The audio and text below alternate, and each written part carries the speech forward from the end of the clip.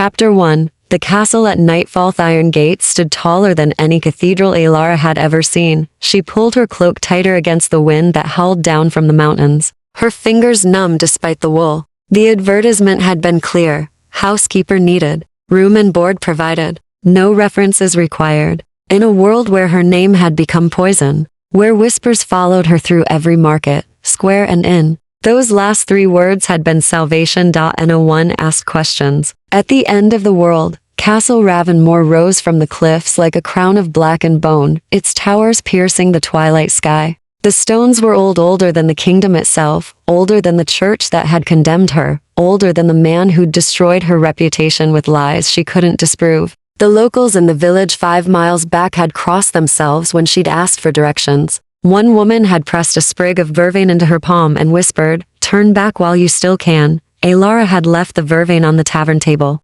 She had nowhere to turn back to. She rang the bell. The sound echoed through the courtyard, deep and resonant, like a funeral toll. For a long moment, nothing happened. The wind carried the scent of nightshade and old rain. Then the gate swung open, silent, smooth, as though invisible hands had pushed it. No one stood on the other side. Alara's heart kicked against her ribs, but she stepped through anyway. The courtyard was paved in slate, and lanterns flickered to life as she walked, illuminating a path toward massive double doors carved with symbols she didn't recognize. Spirals and crescents and strange geometric patterns that seemed to shift when she looked at them too long. The doors opened before she could knock. Inside, the entrance hall stretched impossibly high, ribbed with vaulted arches that disappeared into shadow. Candles burned in iron sconces, their flames too still for natural fire. The air smelled of beeswax and something else, something metallic and faintly sweet, like copper and roses left too long in a vase. "You're late."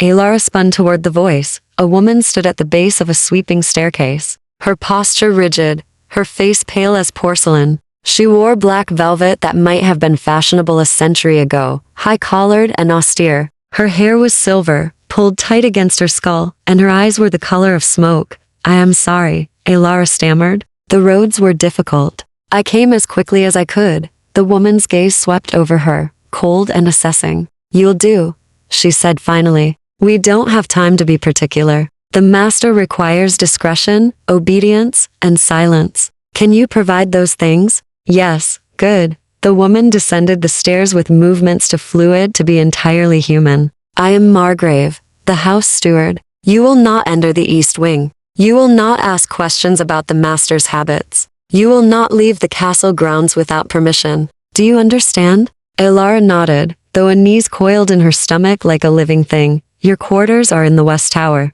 You'll begin work at sunset tomorrow." Margrave's lips thinned. "The master keeps unusual hours. What exactly will my duties be?" "Cleaning, maintaining the libraries, preparing meals you will not serve." Margrave's eyes glittered in the candlelight. "The master dines alone." Before Alara could respond, a sound echoed from somewhere deep in the castle, a crash, followed by a low animal snarl that raised every hair on her neck. Margrave didn't flinch. "Go to your room, now."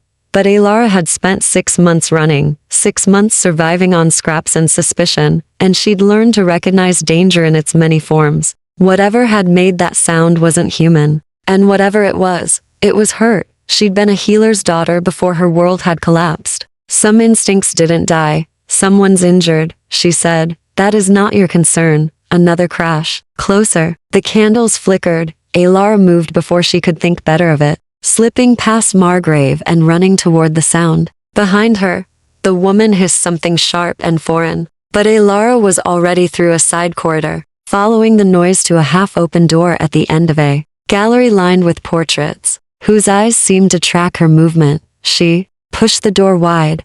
The room beyond was a study, shelves crammed with leather-bound books, a desk scattered with maps and correspondence written in languages she couldn't read. But her attention locked on. The figure collapsed against the far wall, one hand pressed to his side, dark liquid seeping between his fingers. He lifted his head, and Alara's breath stopped. He was beautiful in the way winter was beautiful, sharp and cold and utterly inhuman. His face was angular, aristocratic, framed by black hair that fell past his shoulders. His eyes were silver, like Margrave's, but brighter, burning with something between fury and exhaustion. His shirt was torn, revealing pale skin marred by a wound that should have been fatal. It was already closing. You shouldn't be here, he said. And his voice was rough velvet, an accent she couldn't place threading through the words. Alara knew she should run. Every rational thought screamed at her to flee. But she'd seen death before. She'd held her mother's hand as fever took her, watched her father waste away from grief.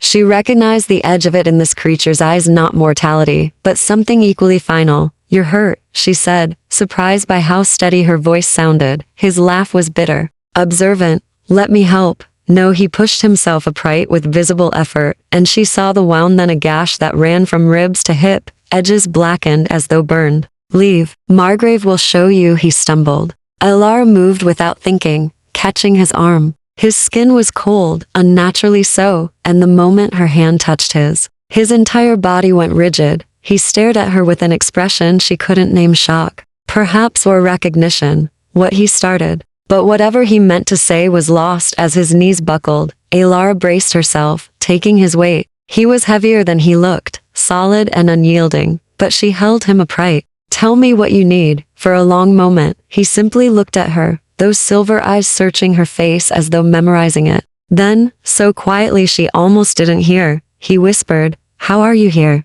Before she could answer, Margrave appeared in the doorway, her expression murderous. Step away from him, now.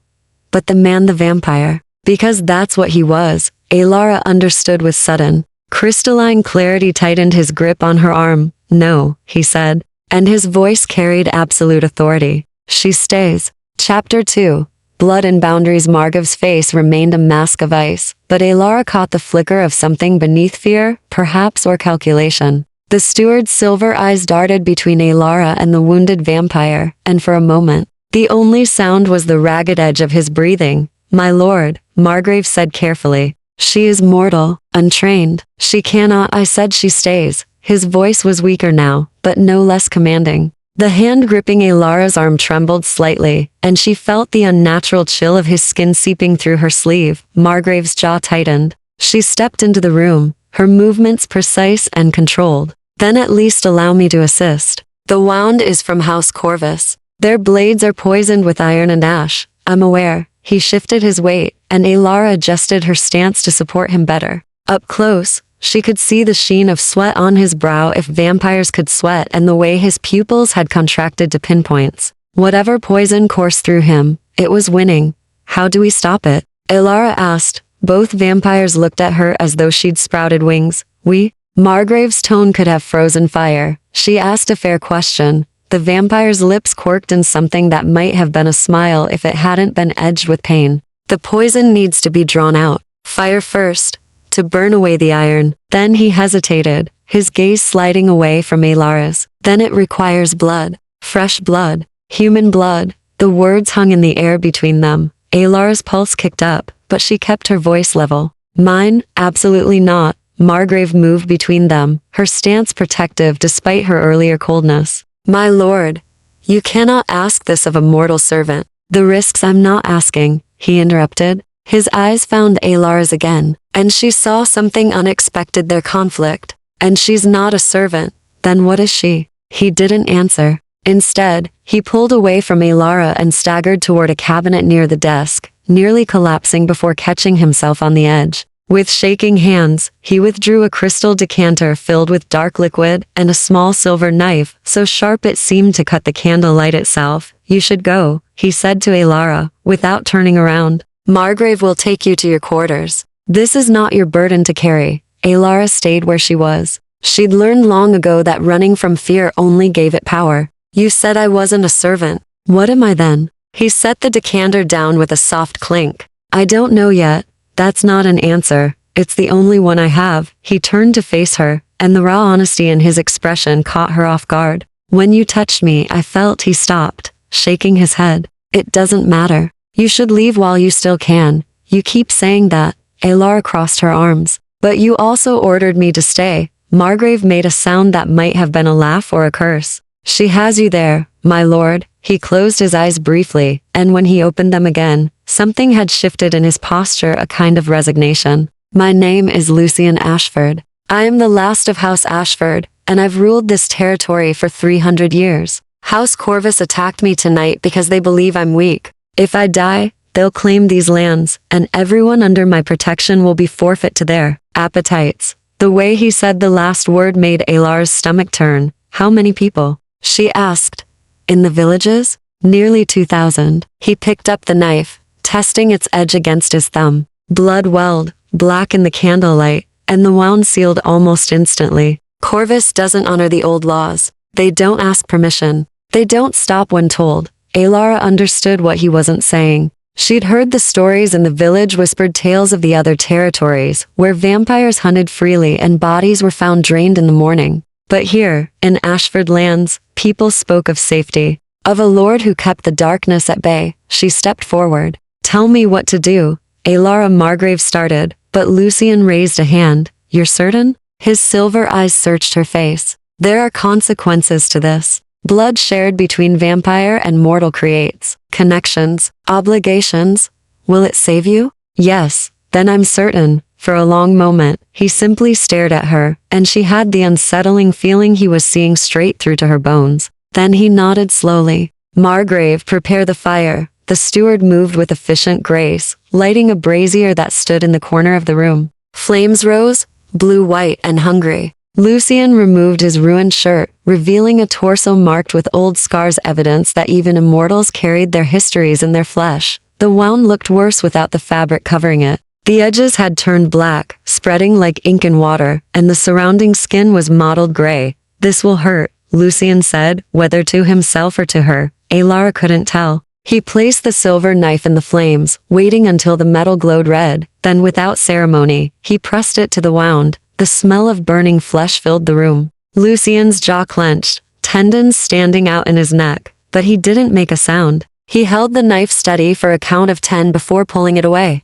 The blackened edges of the wound had turned to ash. He was breathing hard now, leaning heavily against the desk. Margrave handed him a clean cloth which he used to wipe away the ash, revealing raw, seeping tissue beneath. Now, he said, his voice strained. He looked at Alara, and she saw the question there, the last chance to refuse. She rolled up her sleeve and held out her arm. Lucian took her hand gently, turning her wrist upward. His fingers were cold, but careful. I'll take as little as possible, he promised. You have my word. What does that mean to a vampire? His eyes met hers. Everything. He brought her wrist to his lips, and Alara felt the sharp press of fangs, a brief sting. Then a strange warmth that spread up her arm and into her chest. It wasn't painful. It was almost peaceful, like falling asleep in front of a fire. She watched his face as he drank, saw the color return to his skin, saw the wound begin to knit closed. 3 seconds, 5, 10. He pulled away carefully, running his tongue over the puncture marks. They sealed instantly, leaving only 2 small red dots. Thank you, he said quietly. Alara swayed slightly, and his hand shot out to steady her. Easy. Sit down before you fall down. Margrave guided her to a chair, pressing a glass of dark wine into her hands. Drink. It will help. The wine was sweet and heavy, warming her from the inside. She watched as Lucian straightened. The wound, now nothing more than a pink line across his ribs. He moved differently than before, stronger, more fluid. Alive, in whatever way vampires measured such things. You should rest, he said to Alara. Margrave will see to your needs. But as Margrave moved to help her up, a bell rang somewhere deep in the castle, 3 sharp tolls that made both vampires freeze. Lucian's expression darkened. They're here. Who? Alara asked, though she already knew. House Corvus. He moved to the window, looking out at the grounds below. They've come to finish what they started, and just like that, Alara realized her first night in Castle Ravenmore was far from over. Chapter 3. The siege begins. Bell's echo died, leaving a silence that felt alive with threat. Alara watched as Lucian's entire demeanor transformed, the wounded lord replaced by something ancient and predatory. He moved to a cabinet behind his desk, retrieving weapons with practiced efficiency, a sword with a blade that gleamed like starlight, daggers that disappeared into hidden sheaths along his body. Margrave. Take her to the catacombs, he said, without turning around. Seal the entrance. Don't open it for anyone but me. My lord, you're not fully healed. I'm healed enough. He buckled the sword belt around his waist, the movement sharp and final. How many? Margrave moved to another window, her silver eyes scanning the darkness. 20, perhaps 30. Lord Corvus himself leads them. They've brought iron chains and ashwood stakes. She paused. They mean to make an example of you. Lucian's laugh was cold. Let them try. Alara set down her wine glass, her hands steadier than she expected. What can I do? Both vampires looked at her as though she'd suggested flying to the moon. You've done enough, Lucian said, his voice gentler. This isn't your fight. You said 2,000 people depend on you. Alara stood, ignoring the slight dizziness that threatened her balance. If you fall, they suffer. That makes it my fight too. Something flickered across his face, surprise, perhaps, or admiration. You're mortal, fragile. One of them could kill you with a thought. Then tell me how not to die. Margrave made a sound between a laugh and a groan. She's either incredibly brave or incredibly foolish, both I suspect. Lucian studied Alara with an intensity that made her skin prickle. Then, as if reaching some internal decision, he moved to a locked chest in the corner. When he opened it, Alara glimpsed old parchments, jewelry that looked older than kingdoms, and weapons that hummed with power she could feel from across the room. He withdrew a small vial of clear liquid and a thin silver chain hung with a crystal pendant. This is essence of vervain, he said, holding up the vial. In your world, it's a plant. In ours, it's concentrated poison. 1 drop in wine, and a vampire will be incapacitated for hours. More than that, and they'll burn from the inside. He pressed it into her palm. Use it if you must. Aim for the mouth or an open wound. The crystal pendant followed. When it touched her skin, it flared with pale blue light before settling to a soft glow. What is it? Alara asked. Protection. It won't stop a determined vampire, but it will give them pause. His fingers brushed hers as he fastened the chain around her neck, and she felt that same strange warmth from before, the connection formed by shared blood. Stay close to Margrave. Do exactly as she says. Promise me. The urgency in his voice caught her off guard. I promise. A crash echoed from the front of the castle, wood splintering, followed by inhuman shrieks of triumph. They've breached the gates, Margrave said, her voice tight. Lucian drew his sword. The blade sang as it left its sheath, and Alara saw symbols etched along its length, the same strange spirals and crescents from the entrance doors. Then we greet them properly. He moved toward the door, but Alara caught his arm. Wait, you said blood creates connections, obligations. She met his eyes, refusing to look away. Does that mean you'll know if I'm in danger? His expression shifted, became almost vulnerable. Yes, and I'll know if you are? He nodded slowly.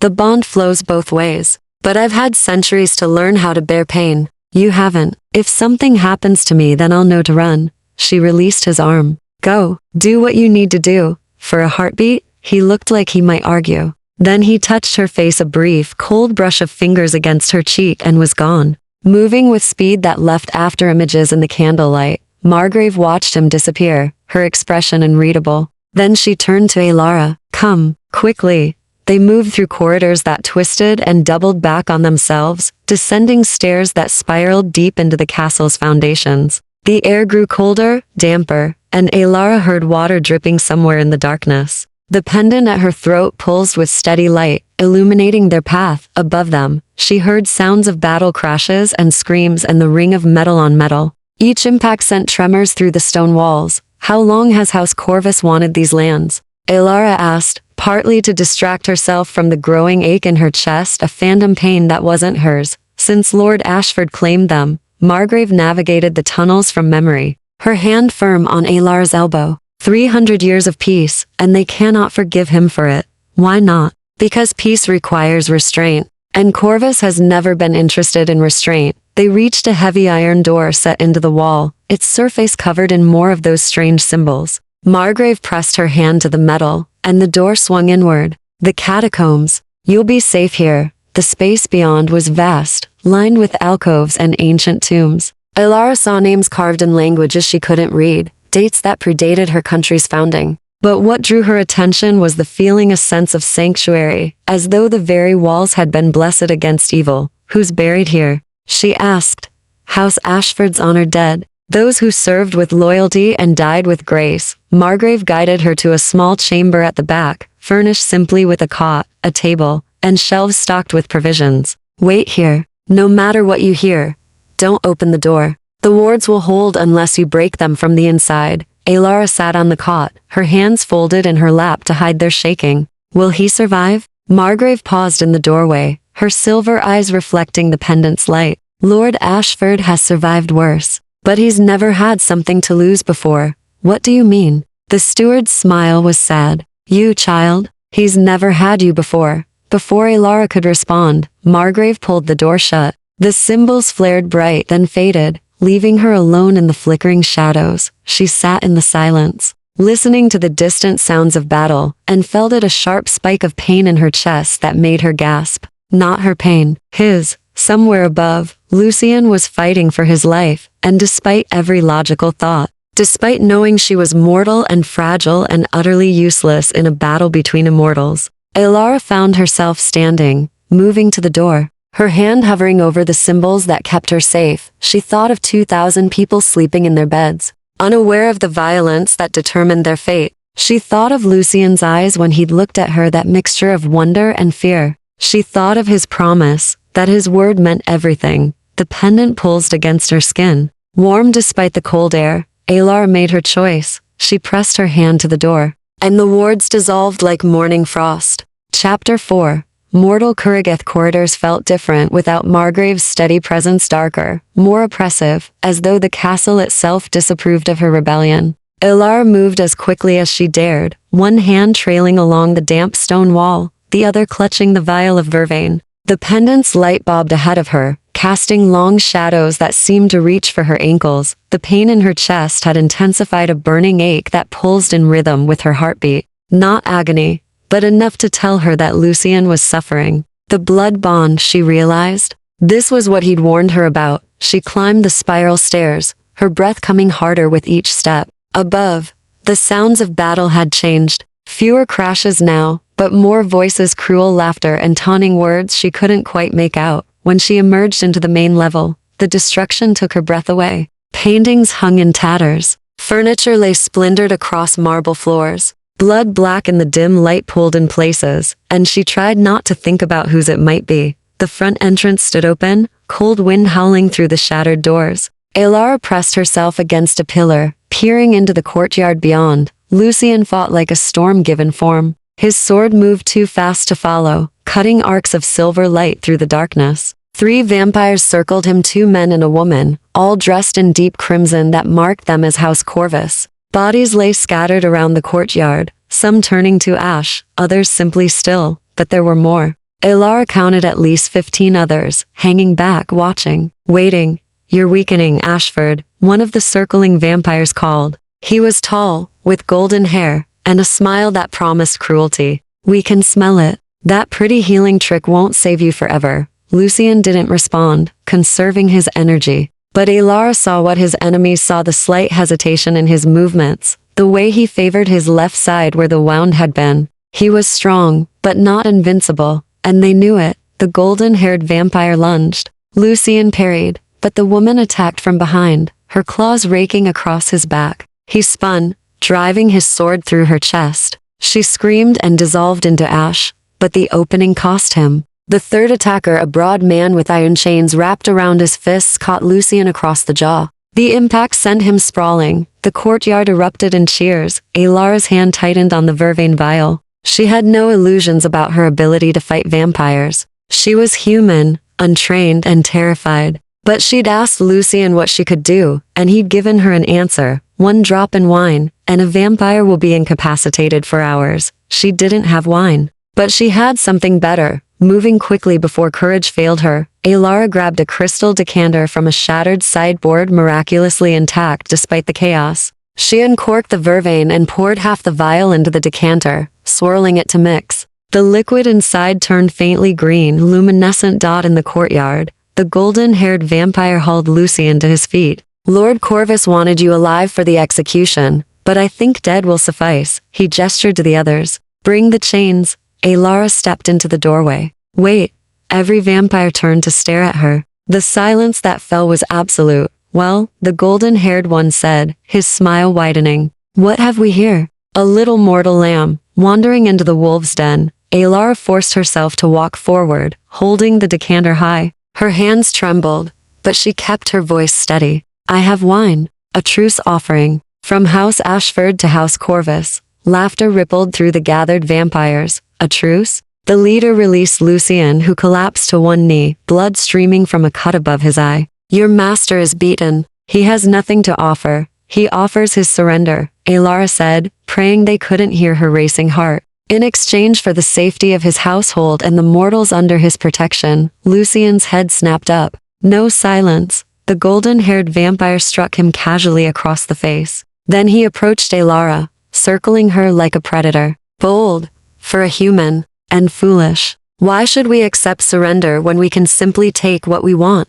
Because Lord Corvus wants legitimacy, Alara said, repeating something she'd heard Lucien mention earlier. Taking lands by force is one thing. Being granted them through formal surrender is another. It makes your claim uncontestable. The vampire paused, considering. Clever little thing, aren't you? He plucked the decanter from her hands, studying the liquid inside. Though I wonder why you're really here. Ashford doesn't strike me as the type to send servants to negotiate. I volunteered. Alara met his eyes, though everything in her screamed to look away. He saved my life. I'm repaying the debt. How noble. He uncorked the decanter and sniffed. Smells like Bordeaux? A good year too. He raised it in a mock toast. To House Ashford's surrender then. He drank deeply. For a moment, nothing happened. Then his eyes widened. He tried to speak, but only smoke emerged from his mouth. The decanter fell from his hands, shattering on the stones. He collapsed, convulsing, his skin blistering as though burning from within. The courtyard exploded into chaos.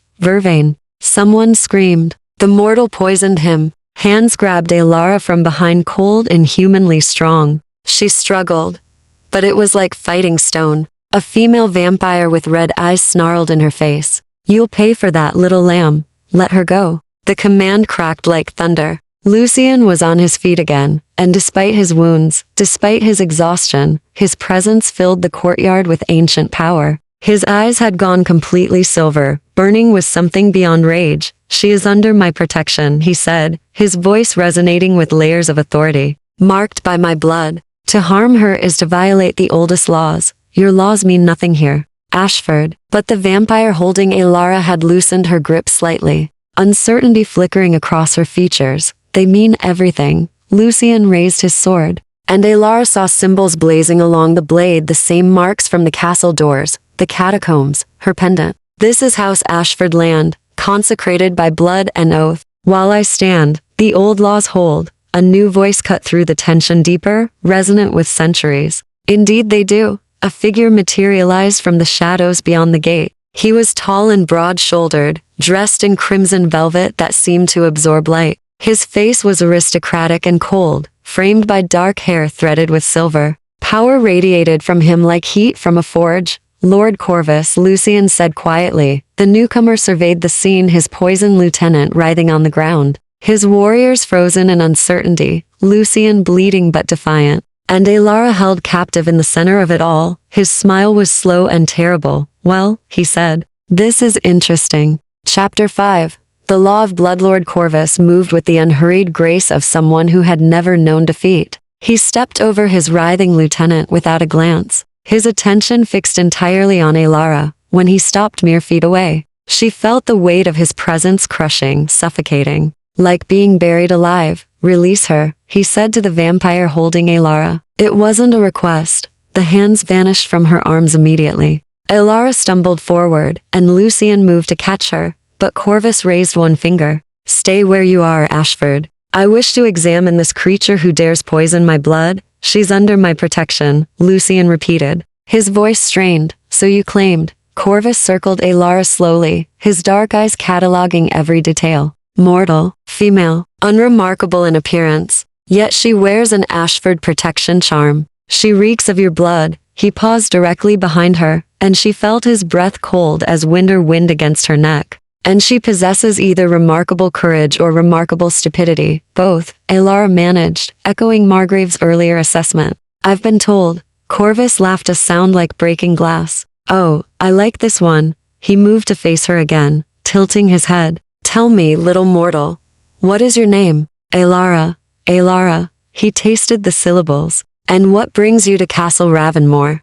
Surely not employment opportunities. She could lie. Should lie. But something told her that Corvus would know, would smell the deception on her skin. I needed somewhere no one would ask questions. A fugitive then. How delicious. His smile widened. What did you do? Steal? Kill? Break some provincial law about wearing the wrong fabric on Sundays? I told the truth about a powerful man, Alara said quietly. And no one believed me. Something flickered in Corvus's expression, not sympathy exactly, but recognition. Yes, truth has a way of being inconvenient. He turned to Lucian. She's remarkable, Ashford. I can see why you claimed her. I didn't claim, please. Corvus waved a dismissive hand. The blood bond is written all over her. Fresh too. Hours old, unless I miss my guess. His smile turned predatory. Which raises an interesting question. Why would the great Lord Ashford, who hasn't bonded with a mortal in over a century, suddenly share blood with a fugitive girl on the same night my forces attack him? Lucian said nothing, but Alara felt tension radiating from him through their connection. Let me propose a theory, Corvus continued. You were wounded. Poisoned specifically, with my lieutenant's favored blade. The iron and ash were killing you, and you needed clean blood to purge the toxins. He gestured to Alara. Ender, our brave little fugitive, who just happened to arrive tonight. Convenient timing, wouldn't you say? I didn't know he was wounded when I arrived, Alara said. No, I don't suppose you did. Corvus studied her with renewed interest. Which makes this even more fascinating. You wandered into a vampire's castle seeking refuge, stumbled upon your employer dying, and immediately offered your blood to save him. Most mortals would have run screaming.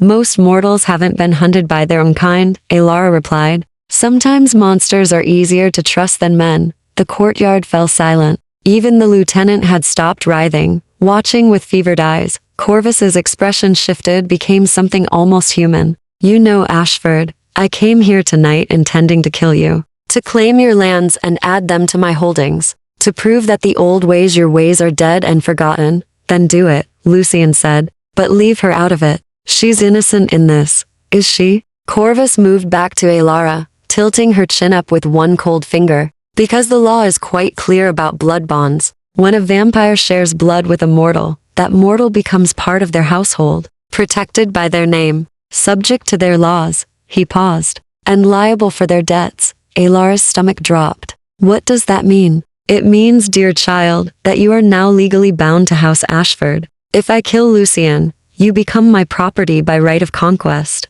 I could drain you dry, turn you into one of us, or simply keep you as a pet. His smile was gentle and terrible. Of course, there is another option. Name it, Lucian said immediately. A challenge. Corvus released Alara and turned to face him. You and I, single combat. If you win, I withdraw my forces and recognize your territorial claim for another century. If I win, I take your lands, your title, and your household, including one very interesting mortal girl. No, Alara said. He's already wounded. That's not fair combat.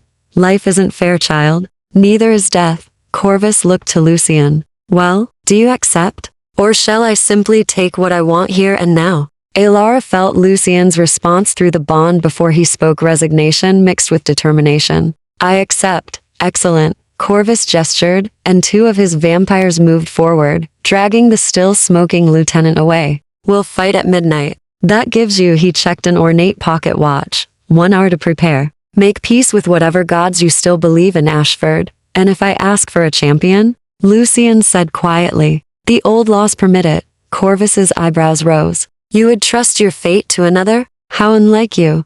He glanced at the assembled vampires. Very well. If you can find a vampire willing to fight for you, I'll allow it. Though I can't imagine who that might be. Margrave, Lucian called. The steward materialized from the shadows, her face grim. My lord, would you stand as my champion? Margrave looked at Corvus, then back to Lucian. You know I would die for you, but I cannot defeat him. No one can.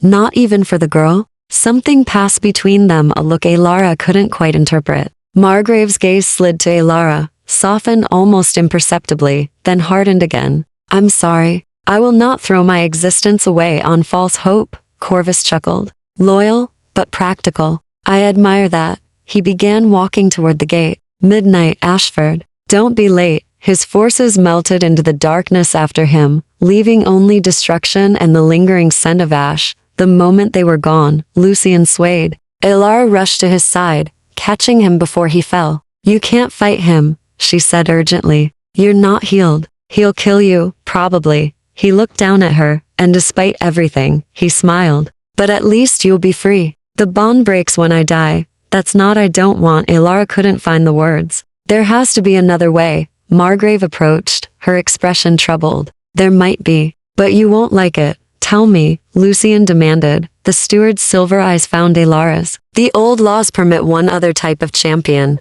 Not another vampire. She paused. A bonded mortal. Elara's heart stopped. Me? Absolutely not, Lucian said, but Elara was already thinking, already planning. What would I have to do? Chapter 6. The mortal's gambit. Lucian moved between Elara and Margrave so quickly he seemed to teleport. No, I won't even consider it, my lord. Listen, Margrave started, but he cut her off. She's human, fragile. Corvus would tear her apart before she drew breath to scream. His voice cracked slightly. I will not send her to die in my place. You'd rather die yourself? Elara asked quietly. He turned to her, and the raw emotion in his eyes made her chest ache. Yes, 1,000 times yes. Why? She stepped closer, ignoring Margrave's presence, ignoring everything but the man before her. You've known me for hours. I'm nothing to you. You're not nothing. The words seemed torn from him. When you touch me, when your blood touched mine, he stopped, shaking his head. I've existed for 3 centuries. I've felt nothing for so long. I'd forgotten what it was like to feel. And then you walked into my study. You looked at me like I was worth saving. And everything changed. The confession hung between them, raw and vulnerable. Elara felt her throat tighten. Then don't throw that away. Don't die for me when there's another option. An option that gets you killed instead. That's not a choice, Elara. That's a nightmare. Let me explain the law. Margrave interjected, her voice careful. Then you can decide together. Lucian looked like he wanted to argue, but finally nodded. They moved back into the study, away from the carnage in the courtyard. Margrave poured wine with steady hands, regular wine this time, and passed glasses to both of them. Elara drank gratefully, feeling the warmth spread through her limbs. The law of champions is ancient, Margrave began. When 2 vampire lords cannot resolve a dispute, they may settle it through single combat. The challenged party may name a champion to fight in their stead, another vampire of equal or lesser rank. She paused. Or a mortal bonded by blood.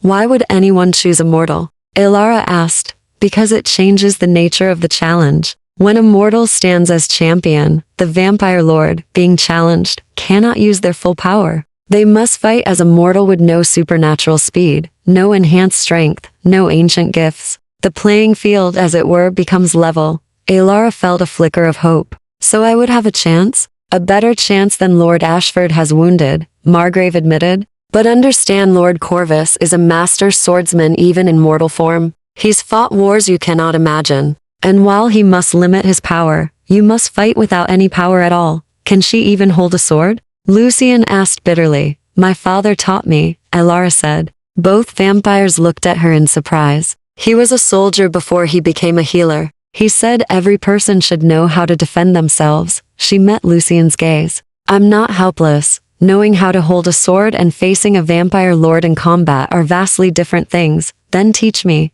Elara set down her wine glass with a sharp click. We have an hour. Use it.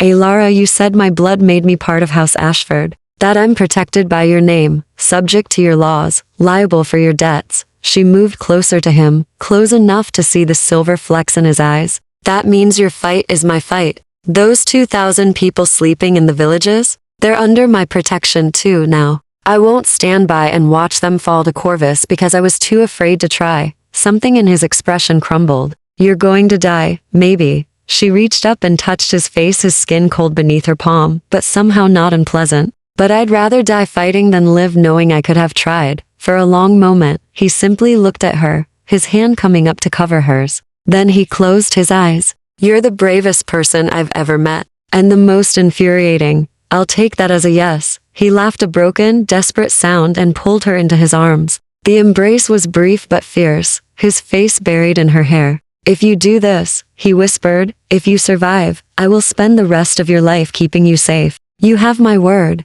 And if I don't survive? His arms tightened. Then I'll follow you into whatever comes after. I won't exist in a world without you in it. The words should have frightened her. They'd known each other for mere hours, but through the blood bond, she felt the truth of them, the absolute certainty that he meant every word. Well then, she said, pulling back to look at him. I'd better not die. Margrave cleared her throat. We should begin. Time is short. The next hour passed in a blur of instruction. They moved to a training room deep in the castle, a bare stone chamber lined with weapons and practice dummies. Lucien selected a sword for her, something lighter than his own blade, but still well balanced. The key is not to fight his strength, he explained, demonstrating a parry. Use his momentum against him. Corvus fights aggressively. He'll expect you to defend. If you can surprise him, redirect his attacks, you might create an opening. Alara mimicked his movements, her muscles, remembering lessons from years ago. Her father had been patient, teaching her in the garden, while her mother tended to patience. The memory hurt, but she used the pain, let it fuel her focus.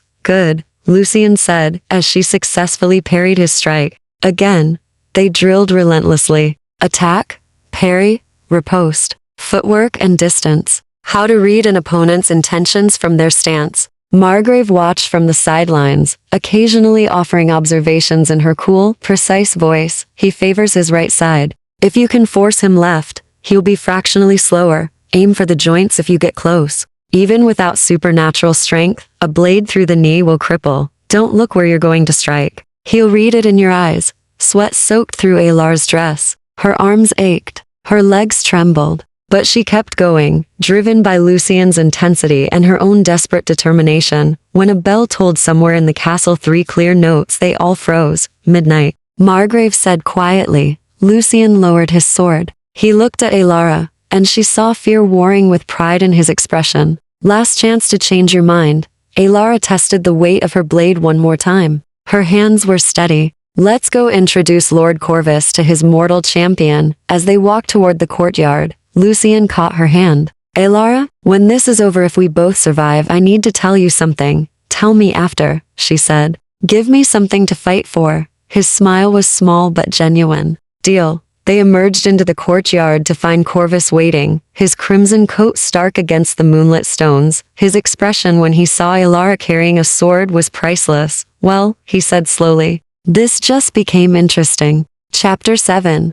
The duo. Corvus's laughter echoed across the courtyard, genuine and delighted. A mortal champion. I haven't seen one of those in 200 years. He circled Alara slowly, his dark eyes assessing her stance, the way she held her blade. The last one lasted 43 seconds. Shall we wager on whether you'll break that record? I don't gamble, Alara said, keeping her voice steady. Pity. I would have given you generous odds. He turned to his assembled forces, perhaps 20 vampires arranged in a semicircle, their eyes gleaming in the darkness. Witness this challenge. Mortal Champion stands for House Ashford. I accept the terms of limited combat. As he spoke, something changed in the air. Alara felt it like a physical pressure, as though the world itself was listening. The symbols on the castle walls began to glow, faint at first, then brighter, pulsing with ancient power. The old laws acknowledge the challenge, Margrave murmured from behind Alara. Once it begins, neither side can interfere.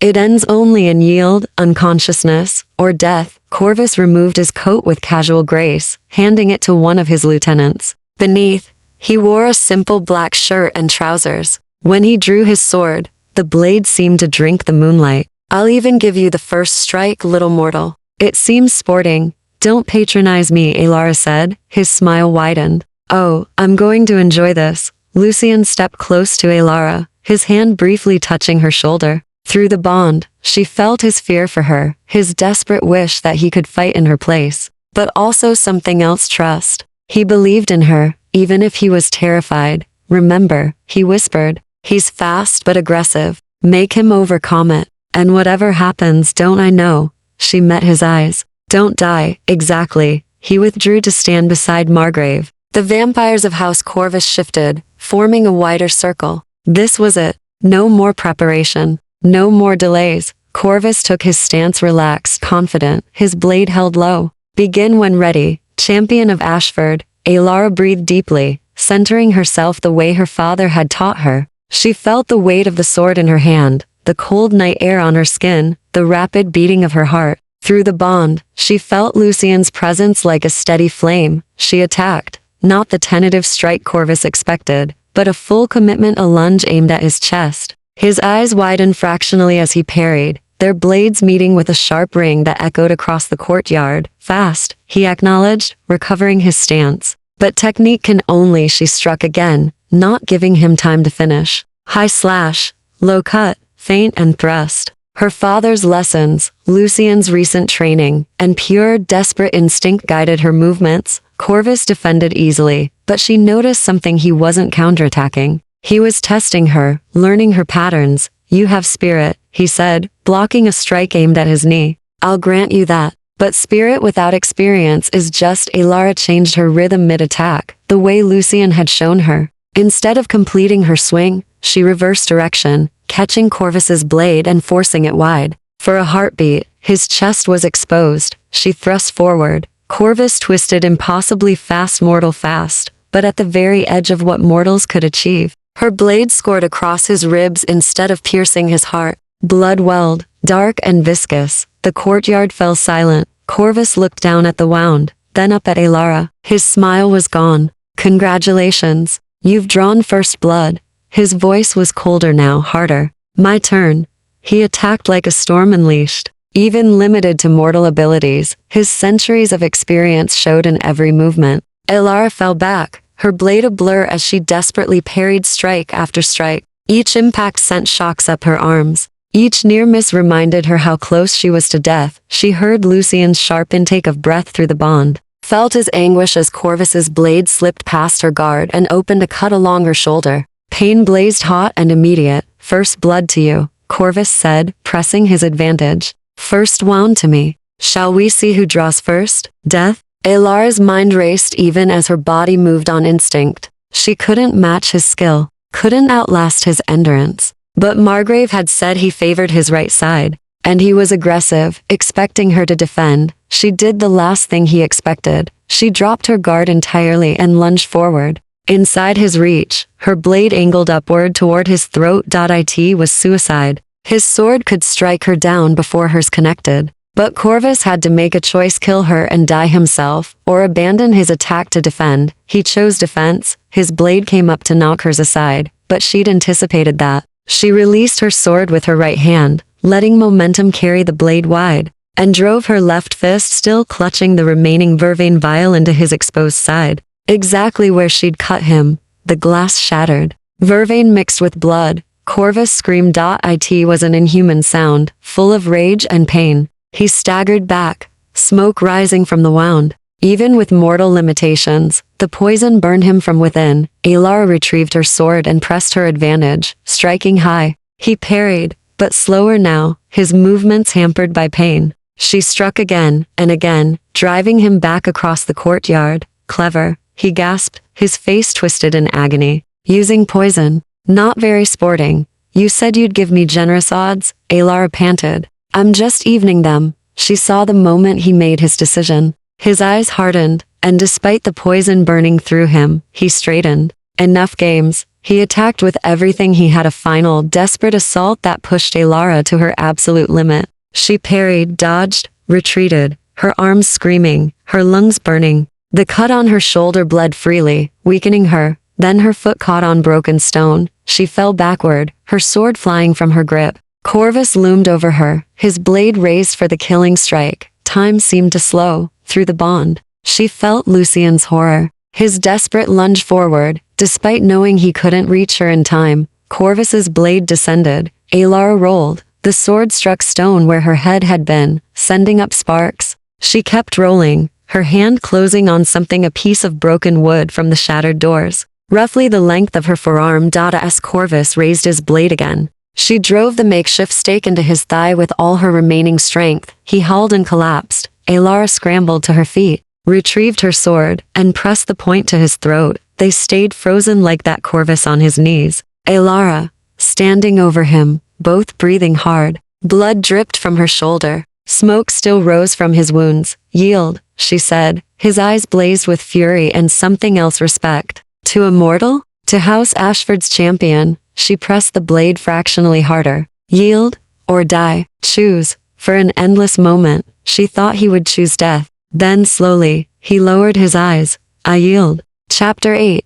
The aftermath. The moment Corvus spoke the words, the pressure in the air released like a snapped cord. The glowing symbols on the castle walls flared brilliant white, then faded to darkness. Elara's sword wavered in her grip, suddenly, impossibly heavy. Her legs threatened to give out, but she forced herself to remain standing. To keep the blade steady at Corvus's throat. The challenge is complete, Margrave announced, her voice carrying across the courtyard. House Corvus yields. The old laws demand honor. Corvus's vampires stirred uneasily, but none moved to attack. Their lord remained on his knees, his face a mask of controlled rage and grudging acceptance. Remove your blade, he said quietly to Elara. You've won. Don't insult us both by gloating. Elara stepped back, lowering her sword. The moment she did, her knees buckled. Lucian caught her before she hit the ground, appearing at her side with desperate speed. I've got you, he murmured, supporting her weight. You're safe now. You did it.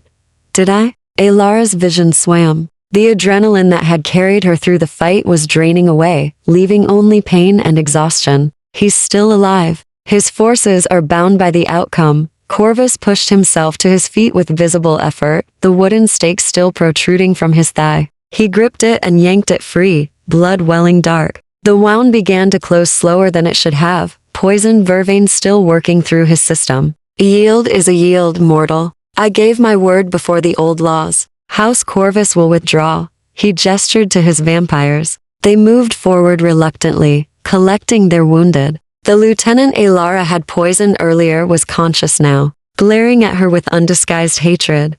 This isn't over. Ashford. The lieutenant spat as two others helped him toward the gate. Yes, it is.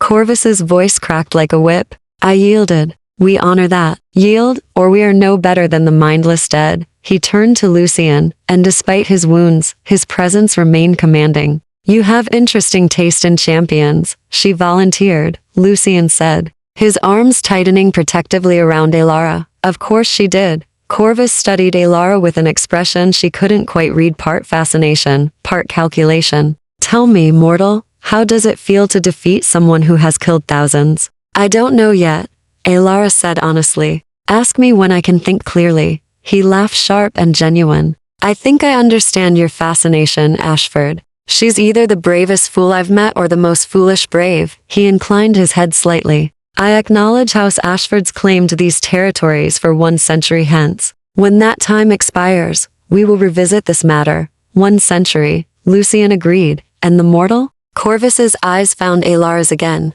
She remains under your protection? Always. Interesting. Corvus retrieved his coat, wincing as he shrugged it on. Guard her well, Ashford. Mortals who can best vampire lords are rare. And rarities attract attention. There was warning in his tone beneath the cordial words. I understand, Lucian said. Corvus nodded once, then led his forces through the gates. They melted into the darkness beyond, and within moments, the courtyard was empty save for Elara, Lucian, and Margrave. The silence felt oppressive after so much violence. We should tend to your wound, Margrave said, approaching with a strip of clean cloth. That cut is deep. Only then did Elara look at her shoulder properly. Her dress was soaked with blood more than she'd realized. The world tilted sideways. Elara. Lucian's voice seemed to come from very far away. Stay with me. Don't. But darkness was already rising to claim her, and she fell into it gratefully. She woke to candlelight and the scent of herbs. Elara was in a bed soft,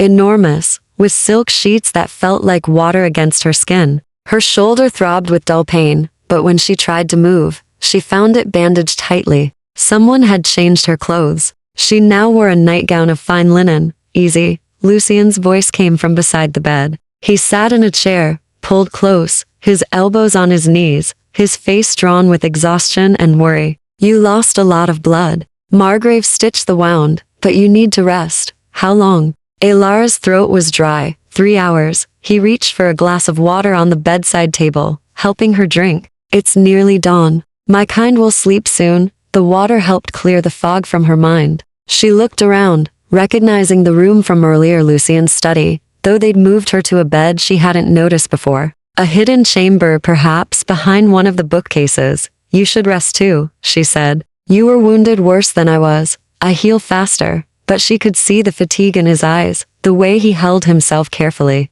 The fight with Corvus's forces, the stress of watching her duel it had cost him. Besides, I needed to be here when you woke. To make sure he stopped. But she heard what he didn't say. To make sure you were alive. I'm okay, Alara said softly. Thanks to you. That training you had the skill already. I just reminded you of it. His hand found hers, careful of her bandaged shoulder. What you did tonight challenging Corvus, fighting him to a yield, it was either the most magnificent or most insane thing I've witnessed in 3 centuries. Both, Alara said, echoing the refrain. Definitely both. He laughed quietly, and the sound was warm, real. I told you I had something to tell you after the fight. Something to fight for. Her heart quickened. I remember. Lucian was quiet for a long moment, his thumb tracing circles on the back of her hand. When he finally spoke, his voice was low and careful. In 300 years, I've never felt what I felt tonight. Watching you fight, feeling your fear and courage through the bond, knowing that if you died, something essential in me would die with you. He met her eyes. I don't know what this is between us. It's too soon to strange, but I know that I want to understand it, to see where it leads. Even though I'm mortal? Alara asked. Even though I'll age and you won't. Even though, his grip tightened slightly. You risked everything for people you've never met. You stood against a vampire lord with nothing but a sword and your courage. You're extraordinary, Alara. And he stopped again, seeming to struggle with words. What? She prompted gently.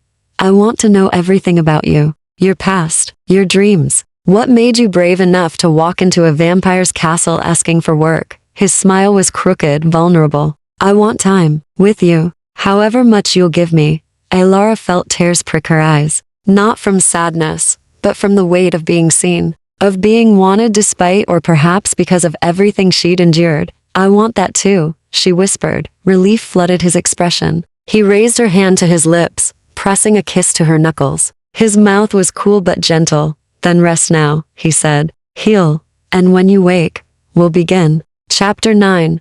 The quiet between days that followed took on a rhythm unlike anything Alara had known. She woke each evening as the sun set, her shoulder healing with surprising speed. Margrave had added something to the poultice. She explained, a mixture of herbs, both mortal and other. By the 3rd day, Alara could move without wincing. By the 5th, only a thin pink scar remained. The castle felt different now, less forbidding. Margrave showed her through rooms she hadn't seen before, libraries filled with books and languages living and dead, a conservatory where night-blooming flowers filled the air with perfume, galleries hung with paintings that chronicled centuries of House Ashford's history. This was Lord Lucian's mother, Margrave said one evening, pausing before a portrait of a woman with kind eyes and Lucian's aristocratic features. Lady Ashford. She was mortal once, before she chose immortality for love. What happened to her? Alara asked. She and Lord Lucian's father were killed in the wars 200 years ago,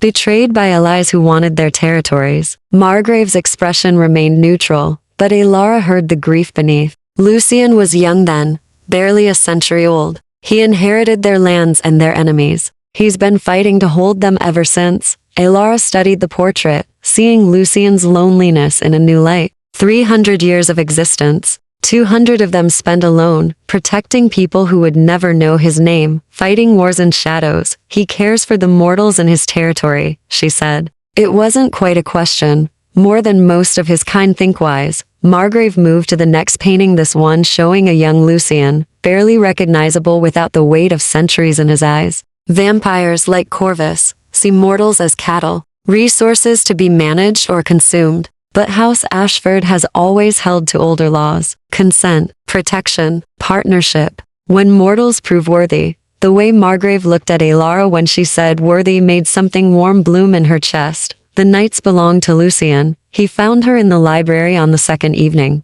when she'd ventured from her room, wrapped in a borrowed dressing gown, unable to sleep. She'd been reading by candlelight a history of the vampire houses, trying to understand the world she'd stumbled into. Can't rest? He asked from the doorway. Alara looked up, her breath catching. He'd cleaned up since the battle, no blood, no torn clothes, but he looked tired in a way that went beyond the physical. Too much in my head, she admitted. What about you? The same. He moved into the room, settling in a chair across from hers. I keep thinking about what could have happened. If Corvus had been faster, if you'd fallen differently, but I didn't, this time." His eyes held hers. "But there will be others, Alara. Word of what you did will spread. A mortal who bested a vampire lord in single combat. That kind of story travels. Are you saying I'm in danger?" "I'm saying you're remarkable, and remarkable things attract attention." He leaned forward, elbows on his knees. "I meant what I said. You're under my protection, always, but I need you to understand what that means. The enemies I have, the risks." Alara set down her book. "I understand more than you think. I've been running for months from enemies who wanted to destroy me for telling the truth. At least your enemies are honest about being monsters, and that doesn't frighten you?" "It terrifies me," she said honestly, "but I'm tired of running, tired of hiding. You offered me something in that courtyard, not just protection, but purpose. A reason to fight. I want that more than I want safety." Something shifted in his expression, admiration mixed with concern. "You're going to be the death of me, aren't you? Aren't I supposed to keep you alive?" He laughed, and the sound eased some of the tension between them. Fair point. That became their pattern. Each evening, after Alara had eaten and Lucian had fed elsewhere, she never asked where, they found each other. Sometimes in the library, sometimes in the conservatory, where moonlight turned the flowers silver. Sometimes in his study, where he taught her about vampire law and politics while she asked questions that made him rethink assumptions he'd held for centuries. "Why do you need permission to feed?" she asked one night. "Because taking without asking is slavery," Lucian said simply. "My parents believed that. My house has always believed that. We're predators, yes, but we don't have to be parasites. And if someone says no, then we go hungry." His smile was wry. "There are always willing donors. People who trade blood for money, or protection, or the brief euphoria the bite provides. The transaction is honest. Both sides choose." Alara absorbed that, fitting it into her growing understanding of this world. "Is that why you warned me about the bond? Because I couldn't truly choose if I didn't understand the consequences?" "Yes. Even though you were dying?" He met her gaze steadily. "Especially then. I've lived a long time, Alara. I'll live longer still. I won't build that life on someone's stolen choice." The conviction in his voice made her chest ache. She thought of the man who'd destroyed her reputation, who'd taken her choices away with lies and manipulation. The contrast couldn't have been starker. "Tell me about your past," Lucian said quietly. "If you're willing. I've shared mine. I'd like to know yours." So she told him. About her father, the soldier turned healer. Her mother's gentle wisdom. Their small practice in a town she'd loved. And then the magistrate's son, charming and cruel, who'd wanted her and wouldn't accept refusal. The accusations when she'd rejected him. The trial that was theater, not justice. Her parents' deaths, her father from grief, her mother from a broken heart, while Alara hunted alone. Lucian listened without interrupting. When she finished, his hand found hers across the table. "I'm sorry," he said. "For all of it. You deserved better. I survived. That's something. It's everything." His thumb traced her knuckles. "And now you're here, safe, for as long as you want to stay. What if I want to stay a long time?" The question slipped out before she could stop it. His eyes widened fractionally. "How long?" Alara's heart raced. She was thinking of Lady Ashford's portrait, of the choice she'd made, mortality for immortality, human life for an eternity at her lover's side. It was too soon for that. They barely knew each other. But the wanting was there, undeniable, growing stronger each night. "I don't know yet," she said honestly, "but I want the chance to find out." Lucian stood, drawing her up with him. For a moment they simply stood there, hands clasped, the space between them charged with possibility. "I want that too," he murmured. Then carefully, giving her every chance to pull away, he leaned down and kissed her. His lips were cool but soft, the kiss gentle and seeking. Alara's eyes fluttered, closed. She felt the blood bond between them flare bright, connecting them in ways beyond the physical. His loneliness meeting her isolation, his strength meeting her courage. Two wounded creatures finding shelter in each other. When they parted, both were breathing harder than necessary. "I should go," Lucian said, though he didn't move. "Before I forget myself. What if I don't want you to remember?" Alara asked, surprising herself with her boldness. His eyes darkened. "Alara," bell rang through the castle, sharp, urgent. 3 tolls. Lucian's entire body tensed. No, not again. What is it? Alara's hand went instinctively to her side, where a dagger now rested, Margrave's gift after the duel. Someone's at the gates. Lucian moved to the window, looking out. Multiple someones. Margrave appeared in the doorway, her face grim. My lord, we have visitors. Who? House Nightshade. And they've brought the council. Chapter 10.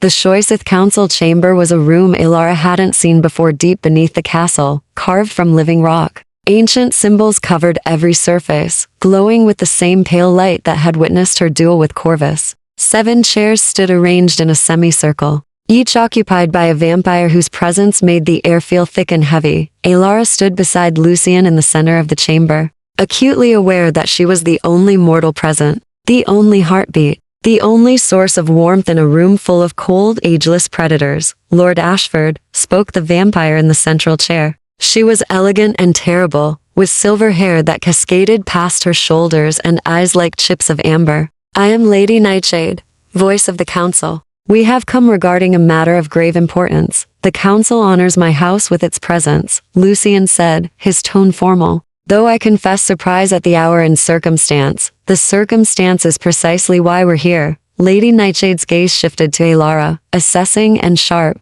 Word has reached us of an unprecedented event. A mortal champion who defeated Lord Corvus in sanctioned combat. A blood-bonded human who stands under House Ashford's protection. She paused. We would see this mortal for ourselves. You're looking at her, Alara said, keeping her voice level despite her racing heart. A ripple of reaction moved through the assembled vampires, some amused, some disapproving. Bold, remarked a male vampire to Lady Nightshade's left. He wore dark robes, and had the look of a scholar. I see the reports weren't exaggerated. They never are with Ashford, said another voice, and Alara's stomach dropped as Lord Corvus emerged from the shadows behind the chairs. He looked fully healed now, no trace of their battle visible. The mortal speaks truth. She bested me fairly under the old laws. I yielded, so we understand. Lady Nightshade steepled her fingers. Which brings us to the matter at hand. Lord Ashford, you have created a blood bond with a mortal. Not for feeding purposes, not as part of a household arrangement, but as a champion, as an equal. She earned that standing, Lucian said quietly. She saved my life and fought for my house when no one else would. We don't dispute her courage. We question the precedent. The scholar, vampire, leaned forward. For centuries, the line between mortal and immortal has been clear. Mortals serve, vampires rule. Some are elevated through the gift of immortality, yes, but only after proving their worth over years or decades. You've bonded with this girl after knowing her for days. She proved her worth in the only way that matters, Lucian countered. In blood and battle, perhaps. Lady Nightshade's expression remained neutral. But you've also created a problem, Lord Ashford. This mortal has defeated a vampire lord. That makes her dangerous. A symbol. What happens when other mortals hear this story and believe they too can challenge our kind? Alara felt ice slide down her spine. You're afraid of me. The chamber fell silent. Not afraid, Lady Nightshade corrected. Concerned. Order depends on balance. Mortals accept our rule because they believe it inevitable. What you've done threatens that belief. What I've done, Alara said, anger rising despite her fear, is survive. I didn't ask for any of this. I didn't want to fight Corvus. But when the choice was between standing up or watching innocent people suffer, I chose to stand. Noble sentiments. The scholar vampire's tone was dry. But nobility doesn't negate consequence. You exist now in a space between worlds, mortal, but bonded to immortal power. Human, but marked by vampire law. The council must decide what to do with you. Lucian's hand found Alara's, his grip tight. The council has no authority over those under my protection. The council has authority over all matters that threaten the peace, Lady Nightshade said. We're not your enemies, Ashford, but we cannot ignore this situation. She looked at Alara directly.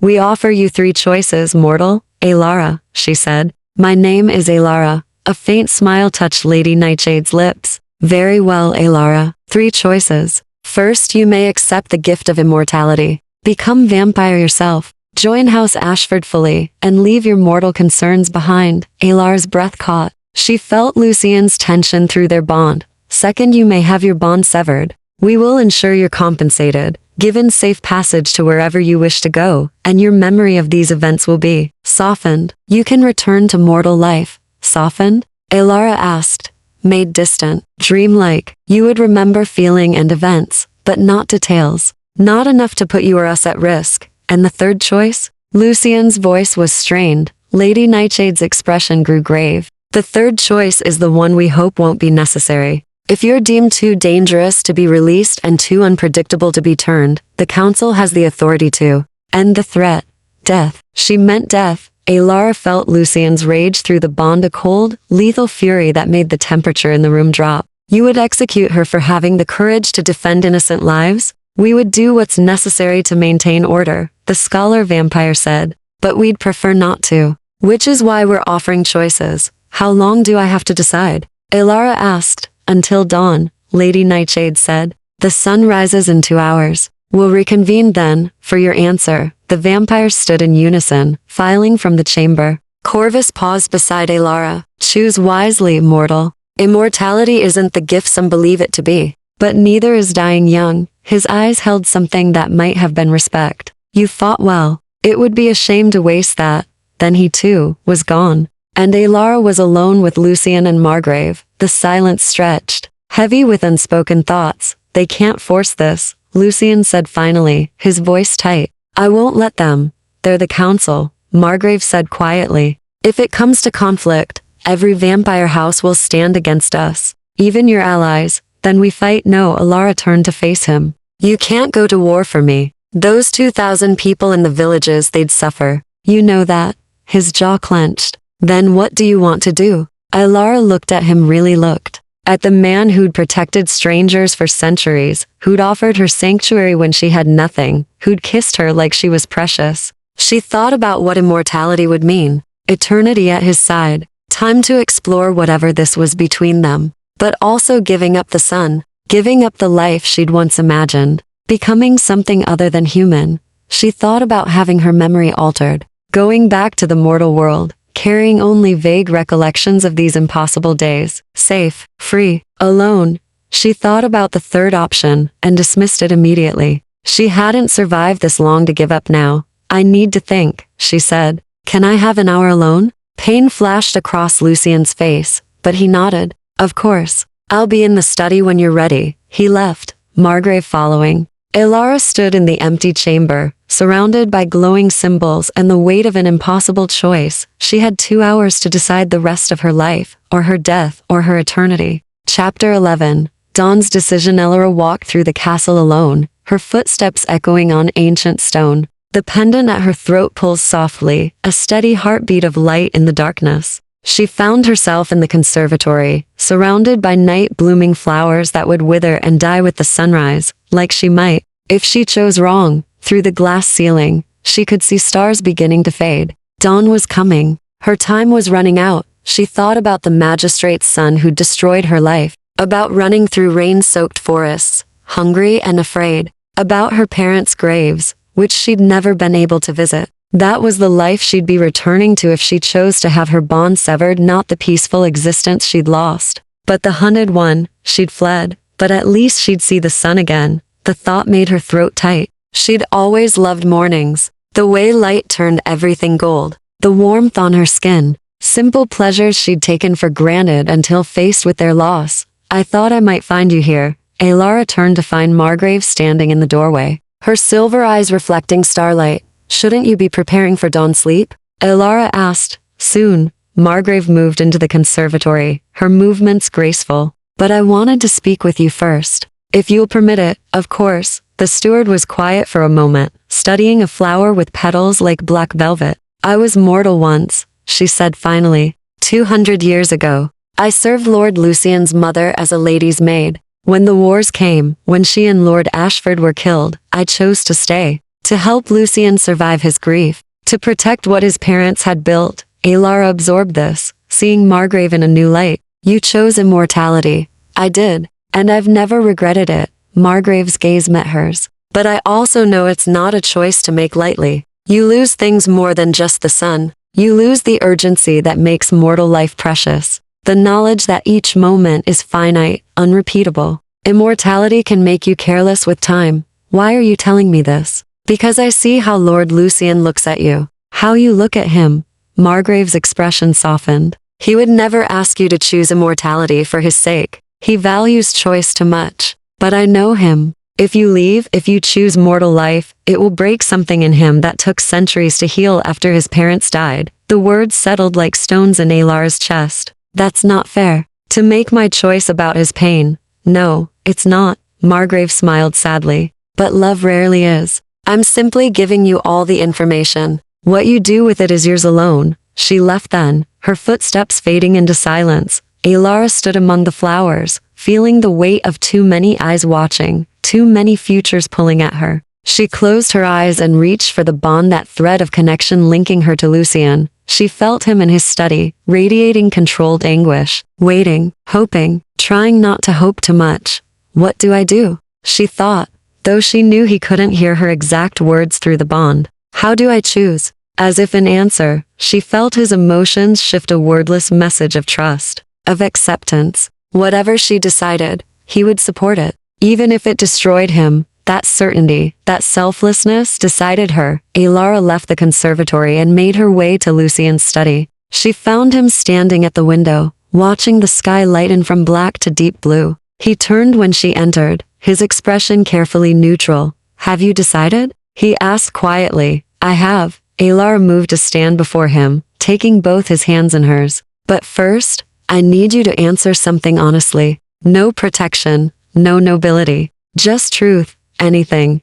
If I choose mortality, if I leave, will you survive it? Pain flashed across his face. I've survived worse. That's not what I asked. He was quiet for a long moment, his thumbs tracing circles on her palms. I don't know, he admitted finally. 300 years I've been alone. I thought I'd made peace with it. And then you walked into my study, looked at me like I mattered, and everything changed. If you leave, his voice roughened. I'll keep my territories, protect the mortals who depend on me. But the part of me that learned to feel again, that will die with your leaving. Tears pricked Alar's eyes. And if I stay, if I choose immortality, then I spend eternity making sure you never regret it. His hands tightened on hers. But Alara, you can't choose this for me. Immortality is forever. Literally forever. You have to want it for yourself. I know. She drew a shaky breath. When I was running, when I had nothing, I used to dream about having time. Time to read all the books I wanted.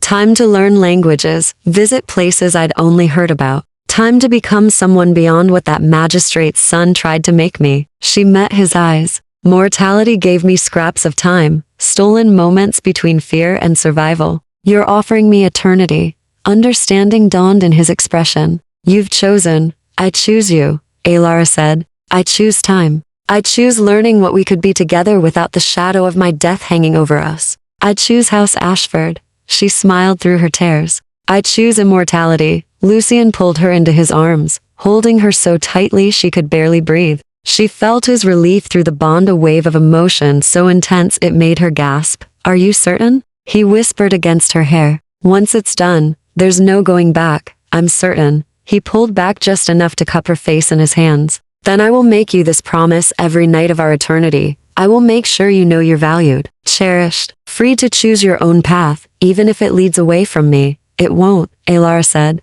I'm done running. He kissed her, then deeper than before, full of promise and relief and barely restrained hunger. Through the bond, she felt his love, still new and fragile, but growing stronger with each moment. When they parted, dawn light was breaking through the windows. We should tell the council, Alara said. They're waiting in the chamber. Lucian took her hand. Ready? Ready.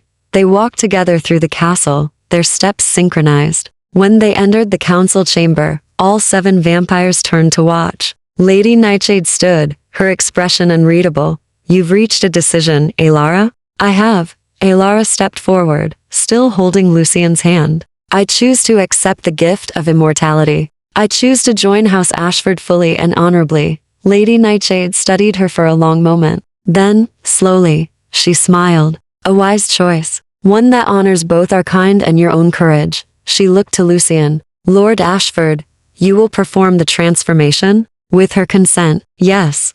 Then the council recognizes this union. Alara of House Ashford, when you rise again, you will have our protection and our acknowledgement. Lady Nightshade inclined her head. May your immortality be long and purposeful. The other council members echoed the blessing. As they filed out, Corvus paused beside Alara one final time. I look forward to our rematch in a century, Lady Ashford. When we're evenly matched, so do I, Alara said. Then he was gone, and it was just her and Lucian in the growing light. It will hurt, he warned. The transformation. But I'll be with you the entire time. I trust you. Alara tilted her head, exposing her throat. I'm ready.